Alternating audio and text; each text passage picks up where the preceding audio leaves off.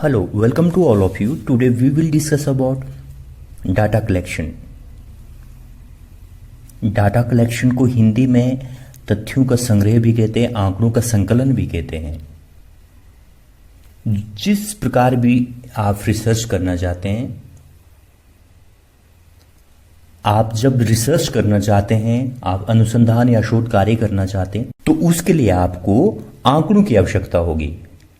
और आंकड़ों के माध्यम से ही आप किसी सामाजिक समस्या, घटना या किसी भी पहलू को आप समझ सकते हैं अच्छे से।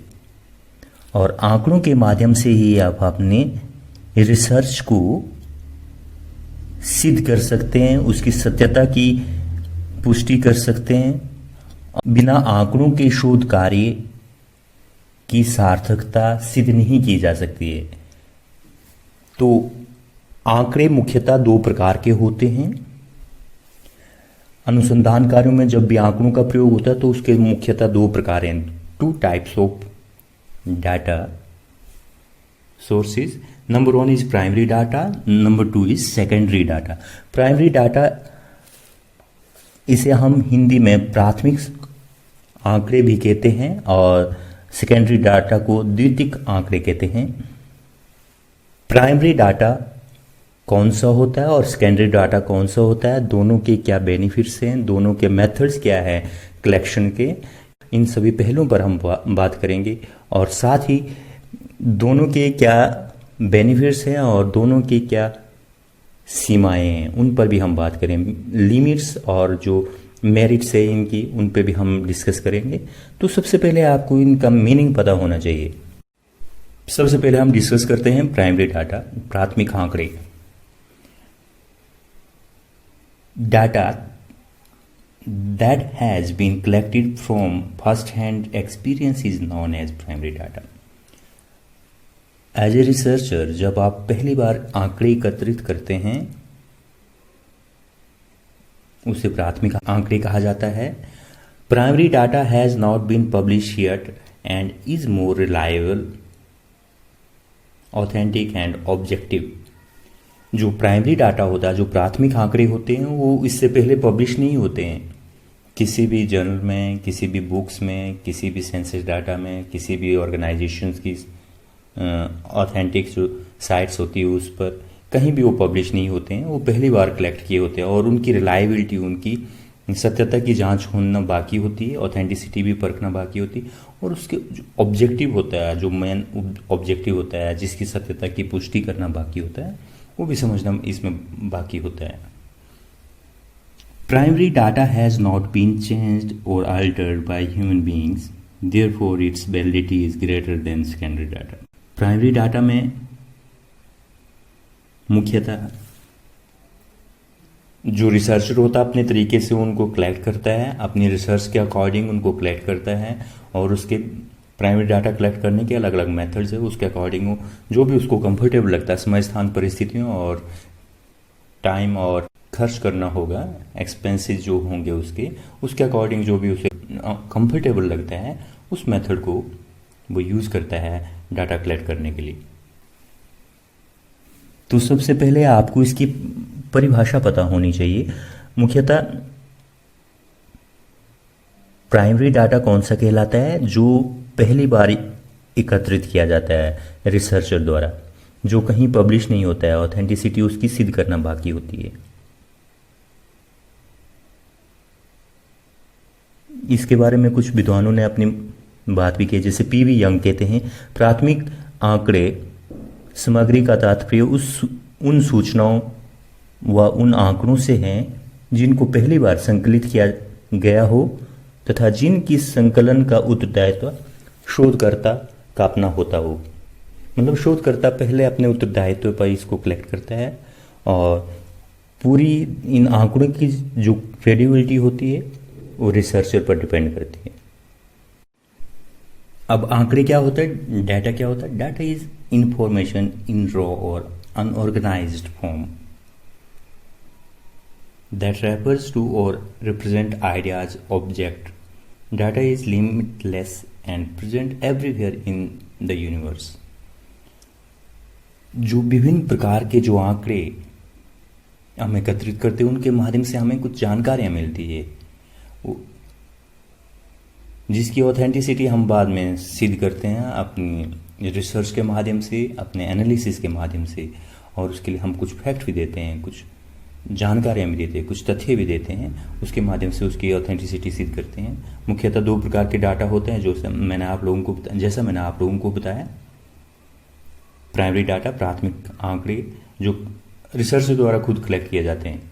सेकेंडरी डाटा जो पहले से रिसर्च करके पब्लिश हुए हैं, किसी बुक में, किसी मैगजीन्स में, सरकार या गैर सरकारी संस्थाओं की जो आंकड़ों का जो संग्रह है उनके पास होता है, या उनकी साइट्स पर, या उनकी नोटिफिकेशन में, या उनकी गैजेट्स में, उसके माध्यम से भी हम उसे कलेक्ट करते हैं। सेंसस का डाटा भी सेकेंडरी डाटा में आता है। प्राथमिक आंकड़ों के मुख्यतः 4 प्रकार होते हैं जो आंकड़े कलेक्ट करने के लिए 4 मेथड अपनाए जाते हैं। कौन कौन से हैं वो 4 मेथड? पहली है प्रश्नावली। प्रश्नावली आपके जो भी क्वेश्चंस होंगे जो आप पूछना चाहते हैं लोगों से, जो आपके रिसर्च से रिलेटेड है, उन क्वेश्चंस की एक लिस्ट तैयार करेंगे, और उन क्वेश्चंस की लिस्ट जो आप सेट तैयार करेंगे, 100, 50, 150, 200 क्वेश्चन हो सकते हैं उसमें, आप बाय पोस्ट या ईमेल के थ्रू या सोशल प्लेटफॉर्म के थ्रू आप लोगों में उन्हें बांटेंगे या लोगों से शेयर करेंगे, और वो इन्फॉर्मेशन जो आप कलेक्ट करना चाहते हैं, जो उनसे चाहते हैं, उसका रिप्लाई आपको कुछ दिन में मिल जाएगा, और उसे कलेक्ट आप फिर कर लेंगे। अगर बाय पोस्ट भेजते हैं तो आपको फिर वापसी का भी टिकट लगा लिफाफा उसके साथ भेजना होगा, ताकि उस रेस्पोंडेंट को, उस उत्तरदाता को जो आपके प्रश्नों का उत्तर देकर उस क्वेश्चनियर को भर कर वापस भेजेगा, तो उसे अपने पैसे न खर्चने पड़े। और अधिकांश मामलों में अगर ऐसा होता है तो वो भर कर नहीं भेजेगा, आपको उसके साथ वापसी का लिफाफा भी लगाना होगा। इलेक्ट्रॉनिक मीडिया का इस्तेमाल करेंगे, जैसे ईमेल के थ्रू भेज दिया, व्हाट्सएप के थ्रू भेज दिया आपने, तो इसमें आपको आसान रहेगा कि वो रिप्लाई करेगा और इलेक्ट्रॉनिक मेल के थ्रू ही आपको वापस करेगा।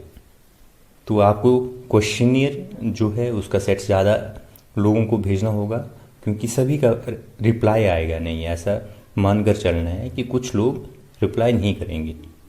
तो ये हुआ पहला मेथड। दूसरा है अवलोकन, ऑब्जर्वेशन भी कहते हैं। प्रश्नावली को क्वेश्चनियर कहते हैं। सर आपने पढ़ा मैथमेटिक्स में, हम पढ़ते रहे हैं। अवलोकन हुआ ऑब्जर्वेशन, जिसमें क्या होता है, आप 2 तरीके की ऑब्जर्वेशन होती। एज ए रिसर्चर या तो आप लोगों के बीच में रहकर पार्टिसिपेशन करेंगे, या फिर आप पार्टिसिपेशन, नॉन पार्टिसिपेटरी ऑब्जर्वेशन भी कहते हैं इसको। पार्टिसिपेटरी क्या होगा, जैसे आप लोगों के बीच में उसी तरह से उनके खान पान में शामिल होंगे, उनके रहन सहन में, उनके मेले त्योहारों में उनके साथ एंजॉय करेंगे, उनके साथ परफॉर्म करेंगे। नॉन पार्टिसिपेटरी जो मेथड होगा, इसमें आप क्या करेंगे, आप ऑब्जर्व करेंगे, आप उसमें शामिल नहीं होंगे, और जो भी चीज़ आपको काम की लगती है उसको नोट कर लेंगे। तीसरा जो मेथड है ये है साक्षात्कार अनुसूची, इसको कहते हैं इंटरव्यू शेड्यूल। ये ऐसा मेथड है जिसमें आप क्वेश्चनियर की जो आपने लिस्ट तैयार की है, आप स्वयं जो रेस्पोंडेंट होंगे, जो उत्तरदाता होंगे, जो आपके सैंपल होंगे, जिनसे आप उन क्वेश्चंस का आंसर चाहते हैं, उनके पास डायरेक्टली खुद जाएंगे और उनसे भरने को देंगे उस लिस्ट को।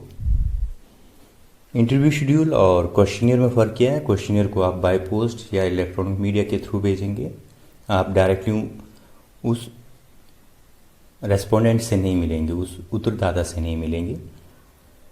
इंटरव्यू शेड्यूल साक्षात्कार अनुसूची में आप डायरेक्टली उससे मिलेंगे, उसी सेट को आप भरने को देंगे, अपने सामने भरवाएंगे। कहीं कोई प्रॉब्लम हो तो वो ऑन द स्पॉट कंफर्म भी कर सकता है। और लास्ट जो मेथड है ये है इंटरव्यू, जिसे हम साक्षात्कार कहते हैं। सिलेबस आपके इंटरव्यू शब्द तो आपने सुना ही होगा, जैसे आप किसी जॉब के लिए अप्लाई करते हैं तो आपका इंटरव्यू होगा, कहीं एडमिशन लेना है तो आपका इंटरव्यू होगा या वाइवा होता है। तो इसमें क्या होता है, आप क्वेश्चन की आपके पास लिस्ट भी हो सकती है, नहीं भी हो सकती है। अगर है तो आप उसके अकॉर्डिंग क्वेश्चन पूछते जाएंगे अपनी रिसर्च के अकॉर्डिंग, और उनसे जो आंसर आएंगे उनको नोट करते जाएंगे। इस तरीके से हर व्यक्ति से आमने सामने फेस टू फेस आप बात करेंगे इसमें, और जो भी आपको इन्फॉर्मेशन चाहिए वो आप कलेक्ट करेंगे सामने वाले से। ये 4 प्रकार के मेथड होते हैं। प्राइमरी डाटा कलेक्शन के कुछ और मेथड्स भी होते हैं, मुख्यतः ये 4 जो मैंने आपको बताया यही होते हैं: ऑब्जर्वेशन, इंटरव्यू, क्वेश्चनियर और इंटरव्यू शेड्यूल।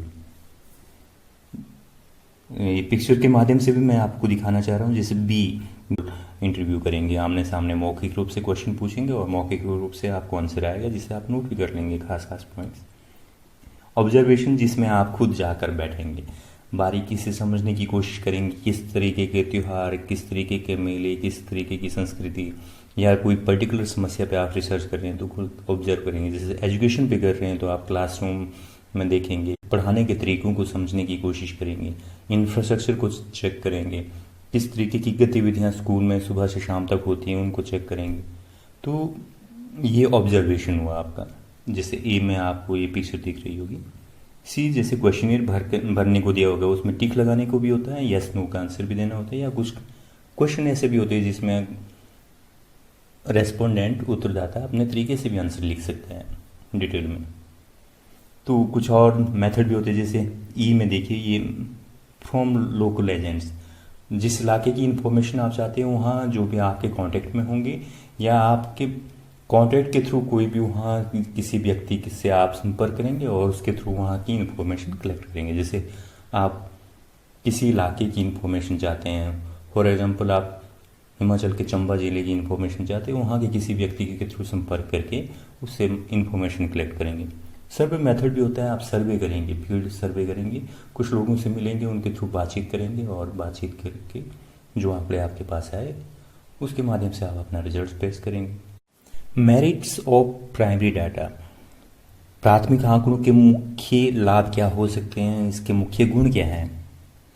एक तो इसकी एक्यूरेसी हाई रहती है, क्योंकि आप खुद कलेक्ट कर रहे हैं, आपको पता है क्या इन्फॉर्मेशन आपको चाहिए अपनी रिसर्च के लिए, तो आसान रहता है आपके लिए।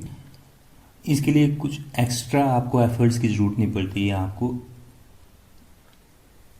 क्योंकि एक सेट आपने तैयार किया क्वेश्चनियर का या ऑब्जर्वेशन आप खुद कर रहे हैं, आपको पता है कि कहाँ मैं गलती कर सकता हूँ, किसी दूसरे के भरोसे नहीं, आप खुद अपने तरीके से काम कर रहे हैं, तो आप नेचुरल सी बात है कॉन्शियस रहेंगे और गलती की संभावना कम रहेगी इसमें। और जो डाटा आएगा वो डिटेल में आएगा आपके पास, आप जितना आपको डाटा चाहिए उससे बढ़ाकर डाटा लाएंगे आप, क्योंकि आपको पता है, क्योंकि उससे जब आप सिस्टमेटिकली एनालाइज करेंगे, उसको अरेंज करेंगे, तो उसमें से काफ़ी मटेरियल आपका रद्दी होगा, जो बेकार का होगा, जो काम का नहीं होगा। और ये डाटा जो है मुख्यतः आपको हाइपोथेसिस डेवलप करने में मदद करता है, सूक्ष्म अध्ययन करने में भी मदद करता है, ये गहन जो बारीकी से विश्लेषण करने में भी हेल्पफुल रहता है। इससे आपको हाइपोथेसिस डेवलप करना भी, हाइपोथेसिस तैयार करना भी आसान रहती है, आपको सरलता से पता होता है कि क्या क्या चीज़ मुझे, कौन कौन सी इन्फॉर्मेशन, कौन कौन सा डाटा कैसे मिल सकता है, उसके लिए क्या करना होगा, क्या प्रोसीजर रहेगा। सारा प्रोसीजर पहले से कंफर्म होता है, आपके पास निश्चित मेथड्स दिए होते हैं, उसमें से कोई एक मेथड चुनेंगे और अपना डाटा कलेक्ट करेंगे। डीमेरिट्स ऑफ प्राइमरी डाटा, इसकी मुख्य सीमाएं या इसके मुख्य अवगुण या इसकी मुख्य हानियाँ क्या है प्राथमिक आंकड़ों की। पहला तो इसमें टाइम बहुत कंज्यूम होता है आपको, जो मेथड मैंने आपको बताया, चाहे क्वेश्चनियर हो, इंटरव्यू शेड्यूल हो, इंटरव्यू हो या ऑब्जर्वेशन हो, टाइम कंज्यूम रहेगा आपका, काफ़ी टाइम आपको देना पड़ेगा, काफ़ी टाइम स्पेंड करना पड़ेगा। दूसरा, फाइनेंशियली भी आपको काफ़ी खर्च करना पड़ेगा in comparison to secondary data, क्योंकि आपको क्वेश्चनियर उसका सेट तैयार करना है, उसको बाय पोस्ट भेजना है, इंटरव्यू करना है, तो आपको लोगों से मिलना पड़ेगा, आने जाने में आपका खर्चा। इसके अलावा जो प्राइमरी डाटा हर रिसर्च में ज़रूरी नहीं कि ये रेलिवेंट हो, इसकी प्रासंगिकता कुछ मामलों में सही नहीं रहती है, तो संभावना कम हो जाती है फिर रिसर्च में प्राइमरी डाटा को हर जगह पे एडजस्ट करने की। काफ़ी लेबर वर्क करना पड़ता, आपको काफ़ी मेहनत करनी पड़ती, काफ़ी श्रम करना पड़ता, बारीकी से सूक्ष्म अध्ययन करने के लिए आपको ध्यान देना होता है कि कहीं कोई चीज़ छूट नहीं जाए। और स्किल, कुशलता भी चाहिए, आपकी स्किल, आपकी योग्यता, एबिलिटी भी जांची परखी जाती है। तो ये कई बार मुश्किल रहता है, जबकि सेकेंडरी डाटा रेडीमेड रहता है आपके पास, वहाँ से आप कलेक्ट करेंगे, आसानी से आपको अवेलेबल भी होगा और उसकी रिलायबिलिटी भी होती है और उसकी वेरिफिकेशन भी होती है। तो ये भी एक कमी है इसकी in comparison to secondary data. अब हम बात करते हैं सेकेंडरी डाटा की, द्वितीयक आंकड़ों की। Data collected from a source that has already been published in any form is called as secondary data। किसी भी रूप में पब्लिश जो डाटा है, जो ऑथेंटिक जो डाटा है, चाहे पहले किसी रिसर्चर ने रिसर्च करके उसे पब्लिश किया हो किसी जर्नल में, किसी बुक्स में, ऑथेंटिक बुक्स में, या मैन्युस्क्रिप्ट्स में, ऑटोबायोग्राफी है, या फिर गैजेट्स है, या सेंसस का डाटा है, ये सभी या गैर सरकारी संस्थाओं द्वारा छापा गया जो डाटा ऑथेंटिसिटी आंकड़ों की रहती है, जो जर्नल वेबसाइट्स पे प्रकाशित होता है, वो भी इसमें आता है सेकेंडरी डाटा में। The review of literature in any research is based on secondary data. मुख्यतः जब ये लिटरेचर रिव्यू करते हैं, सेकेंडरी जो डाटा होता है लिटरेचर रिव्यू में मुख्यतः सेकेंडरी डाटा का ही इस्तेमाल होता है, और ये बुक्स, जर्नल्स और पीरियडिकल्स, सेंसस या मैन्युस्क्रिप्ट्स के रूप में मुख्यतः उपलब्ध होता है। सेकेंडरी डाटा कलेक्शन के मुख्य सोर्स कौन कौन से होते हैं, द्वितीयक आंकड़ों के संग्रह के लिए क्या क्या कर सकते हैं, कहाँ कहाँ से आप इसको प्राप्त कर सकते हैं। बुक्स जो पब्लिश्ड होती है, जो रेफरेंस बुक्स होती हैं, जर्नल्स होते हैं, पीरियडिकल्स होते हैं, मैगजीन्स होती है,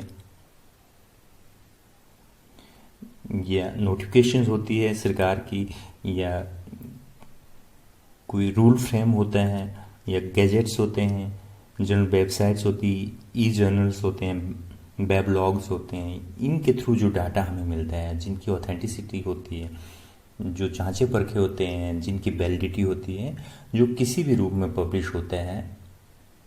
आजकल की सोशल मीडिया में जो डाटा आ रहा है उसकी बात नहीं कर रहे हैं, ऑथेंटिसिटी की बात हो रही है। ऑटोबायोग्राफी, रिसर्चर द्वारा पब्लिश कोई रिसर्च पेपर, बुक्स, या इंस्टीट्यूशन द्वारा प्रकाशित कोई रिपोर्ट, इंटरनेशनल ऑर्गेनाइजेशन रिकॉर्ड्स जो सरकार का होता है या गैर सरकारी संस्थाओं का होता है, या जो मैन्युस्क्रिप्ट्स होती है। मेरिट्स ऑफ सेकेंडरी डाटा, इसके मुख्य गुण कौन कौन से द्वितीयक आंकड़ों के। पहला तो ये वेरी कन्वीनियंट है, सुविधाजनक है, आसानी से उपलब्ध हो सकता है। एक क्लिक मारिए आपको ऑनलाइन भी मिल जाएगा और सरकारी वेबसाइट्स पे भी मिल जाएगा, गैर सरकारी संस्थाओं की वेबसाइट पे मिल जाएगा, इन अंतर्राष्ट्रीय संस्थाएं जो हैं या एजेंसियां जो हैं उनकी साइट्स पे मिल जाएगा आपको। ये समय की बचत और धन की बचत, पैसे की बर्बादी को भी रोकता है और समय की बर्बादी को भी रोकता है। जल्दी कलेक्ट किया जा सकता है, नहीं खर्चना पड़ता आपको, जैसा कि प्राइमरी डाटा में करना पड़ता। कुछ मामलों में जहां प्राइमरी डाटा कलेक्ट नहीं किया जा सकता हो, उसमें सेकेंडरी डाटा अहम रोल अदा करता है। इसकी रिलायबिलिटी इन कंपैरिजन टू अधिक रहती है, क्योंकि एक तो ये ऑथेंटिक होता है और पहले से पब्लिश है, तो उसकी ऑथेंटिसिटी पहले से सिद्ध हो चुकी होती है। तो ऐसे में उसकी ऑथेंटिसिटी को सिद्ध करने के लिए भी रिसर्चर को अधिक मेहनत नहीं करनी पड़ती है। Now we will discuss about demerits of secondary data. द्वितीयक आंकड़ों के मुख्य अवगुण क्या है, इसकी मुख्य हानियां क्या है, इसकी मुख्य सीमाएं क्या हैं। सबसे पहले है कि इसकी एक्यूरेसी मुश्किल होती है, क्योंकि जहां से आप सोर्स ले रहे हैं, जिस सोर्स से आप ये आंकड़े कलेक्ट कर रहे हैं, तो ये ऑथेंटिसिटी उनके माध्यम से सिद्ध हुई है, और आप जिस रिसर्च के लिए यूज़ कर रहे हैं उसके रेलिवेंट हो, ये साबित करना थोड़ा मुश्किल रहता है। दूसरा, very difficult to find secondary data which exactly fulfills the need of present investigation. Now we will discuss about demerits of secondary data. द्वितीयक आंकड़ों के मुख्य अवगुण क्या है, इसकी मुख्य हानियां क्या है, इसकी मुख्य सीमाएं क्या है। सबसे पहले है कि इसकी एक्यूरेसी मुश्किल होती है, क्योंकि जहां से आप सोर्स ले रहे हैं, जिस सोर्स से आप ये आंकड़े कलेक्ट कर रहे हैं, तो ये ऑथेंटिसिटी उनके माध्यम से सिद्ध हुई है और आप जिस रिसर्च के लिए यूज़ कर रहे हैं उसके रेलिवेंट हो, ये साबित करना थोड़ा मुश्किल रहता है। दूसरा, very difficult to find secondary data which exactly fulfils the need of present investigation.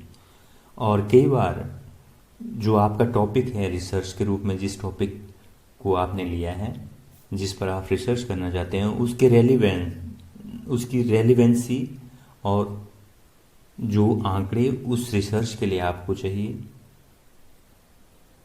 उस तरह का डाटा भी सेकेंडरी सोर्स में आपको आसानी से उपलब्ध हो, ऐसा भी कई बार संभव नहीं हो पाता है। तीसरा, extra caution is required to use secondary data. आपको अधिक सचेत रहने की जरूरत पड़ती है जब भी आप सेकेंडरी डाटा लेते हैं। सोर्स कौन सा है, उसकी रिलायबिलिटी कितनी है, उसकी ऑथेंटिसिटी कितनी है, क्या वो आपके रिसर्च के अकॉर्डिंग सही है या नहीं है। तो ये सारी चीज़ें ध्यान में रखनी होती है। No available for all types of inquiry. सभी प्रकार की रिसर्च के लिए अवेलेबल भी नहीं होता है, क्योंकि जिस टॉपिक को आपने लिया है हो सके उस पर किसी प्रकार के कोई आंकड़े आपको शायद ना मिल।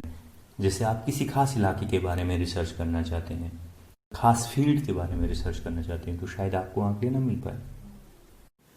रिसर्च में प्राइमरी और सेकेंडरी डाटा का महत्वपूर्ण रोल है, और डाटा कलेक्शन में कई बार दोनों का मिला जुला संगम भी रहता है। आप प्राइमरी और सेकेंडरी डाटा दोनों का कॉम्बिनेशन ले सकते हैं, और ये आपकी रिसर्च के नेचर या उसकी रिक्वायरमेंट्स पर डिपेंड करता है कि आपके लिए क्या सही रहेगा और किस मेथड के माध्यम से आप सही जानकारी कलेक्ट कर पाएंगे।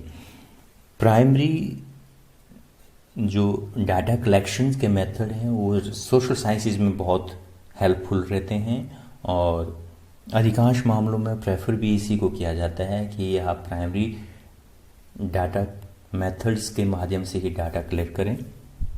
लेकिन ऐसा ज़रूरी भी नहीं है कि हर मामलों में आपको प्राइमरी डाटा कलेक्शन पर ही ध्यान देना होगा। सेकेंडरी डाटा भी बहुत महत्वपूर्ण भूमिका निभाता है। विभिन्न ऐसी जानकारियाँ, सूचनाएं, आंकड़े, तथ्य जो हमें अलग अलग प्रकाशनों के माध्यम से प्राप्त होता है। प्राइमरी और सेकेंडरी डाटा दोनों ही महत्वपूर्ण है रिसर्च में, और बिना आंकड़ों के कलेक्शन के बिना रिसर्च अधूरी है, वो चाहे प्राइमरी डाटा कलेक्शन हो या सेकेंडरी डाटा कलेक्शन हो। रिसर्च में दोनों ही महत्वपूर्ण है, और डाटा कलेक्शंस के मेथड्स अगर सही ना हो तो हमारी रिसर्च की रेलेवेंसी लगभग ना के बराबर रहती है।